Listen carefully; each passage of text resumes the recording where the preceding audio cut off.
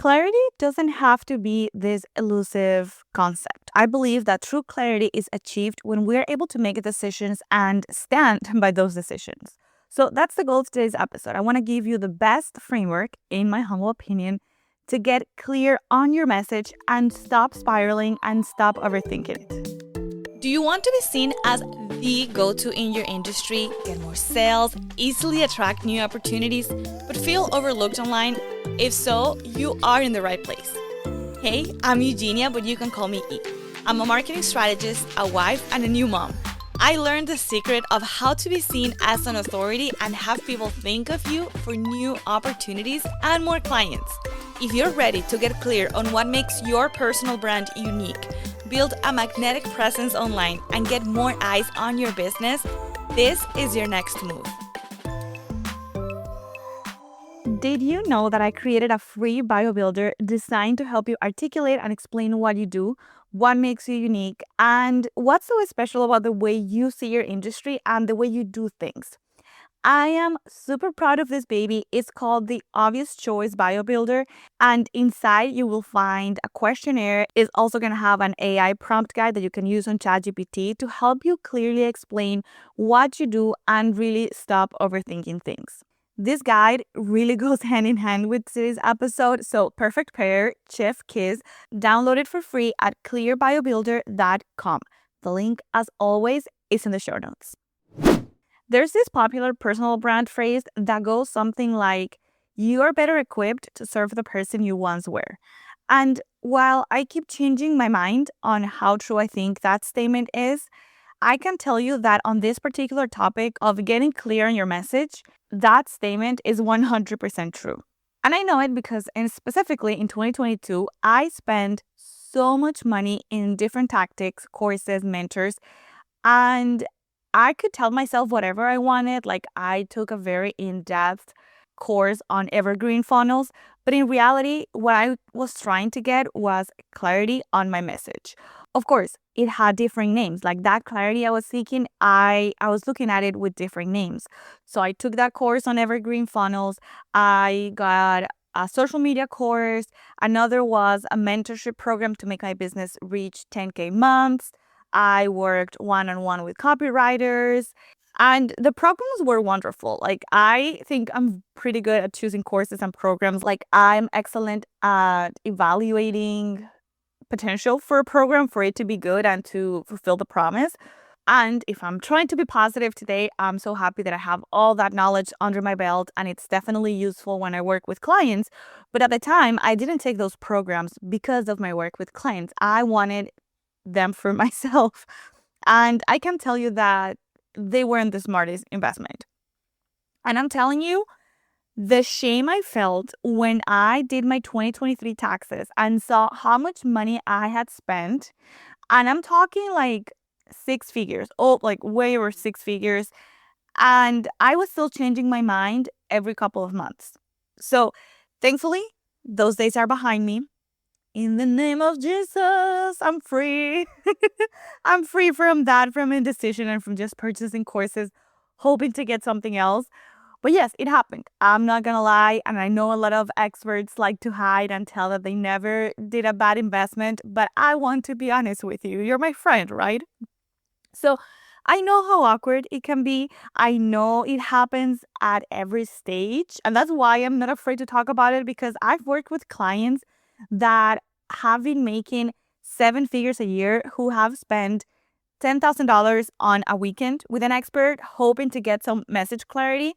And then 6 months later, we're having a conversation where they're like, I don't know where I'm going with my message. So it happens literally at every stage. So no judgment here.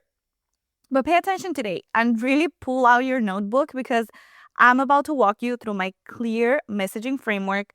And literally, this is what I walk my clients through whenever we do brand positioning audits and whenever we have any type of coaching around messaging and positioning. This is simple, to the point, and it's designed to help you make decisions and be on your way to market your business and reach the people you are meant to reach. So first, what does CLEAR stand for? So C.L.E.A.R. C is core audience. L is lingering problem. E, enemy. A, authority and empathy, and R, results and transformation. So let's go one by one. First, you have your core audience. And before we talk about what you're saying, let's make sure you know who you're saying it to and you're talking to the right person. Your audience is usually a person or a group of people with one or two key characteristics. So always think subject plus two adjectives or two circumstances. So instead of talking to, let's say, moms, you can say that your core audience is moms who work full time outside of the home. That is very specific. Then we have the lingering problem. And the lingering problem is about them. It's about your people, about this core audience, which is why we had to start there. This is not about what you know the problem to be, but this is about their perceived problem. And I'm not talking about something super deep and something very philosophical. Usually, a lot of people, especially coaching in the coaching industry, the origin of everything is identity. So, sure, you might know that they have to work in their identity, but no one wakes up one day and says, "Oh, I need to work on my identity." Or most people don't. Usually they don't. So this lingering problem is, what are they stuck in? That's why we have lingering, because it's not just one problem that they've encountered once. It is something that lingers. So what is it that they're stuck in, and how is that problem affecting them? Because it has to be relevant for them. That tension between where they're stuck and where they want to be, that is going to make your messaging super relevant. Then we have the enemy, and the enemy is an external force. I'm a fanatic of stories, so everything I do, I compare it to stories or use a stories metaphor. But basically, the enemy in your message is the villain in your audience's story, not in your story, but in your audience's story. Stories in general, they work so much better when we are fighting a clear villain.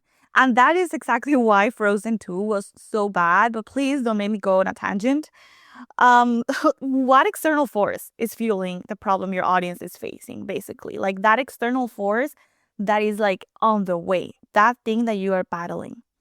This isn't about blaming your audience, but about removing some of the shame they might be feeling and then instead feeling supported in the process. It's like telling them, hey, this is not your fault. This is something externally that's happening. Even if that external thing is a cultural belief or societal expectations or any lie that they've grown up with, trauma, etc., it is not necessarily within them. Then we have authority and empathy. And most entrepreneurs are in one of these two camps. We have either the ones that are stuck in the friend zone forever. They are the BFFs, but they cannot get past the, oh my gosh, I hear you. You're so good. This is amazing. But like, they never get serious inquiries, and everyone wants kind of like free coaching and free advice on the DMs. And sometimes you get like random questions. Or the other camp is that those that are having these incredibly articulate and intelligent brands and content, but no one connects to them. And you feel like you are spending so much time writing this very like almost like a college grade paper. And it is great. It has incredible information, but no one is responding to it. And you feel like you're speaking to the wind. So how do you get out of there? Like either camp. You get out of both with the same solution. You need authority and empathy. You need empathy that says, I hear you, I understand what it is like. And you also need authority that says, but I care too much to let you stay there. And that combination of authority and empathy, that is what brings out your true leadership in your space. Then finally, in the framework, we have the results and transformation. If your audience has a problem, what is the end result they're having? So we already established that they have a lingering problem. What is the end result? Like, of course, they want to solve that problem that is external to them, that's physical to them. They want to solve that problem in order to what? And I know that especially a lot of mind adjacent coaching deals with internal and emotional transformation, and that it's great, that is needed. But here, we have to be specific and think about both the result, and that is what changes on the outside, what they walk away with.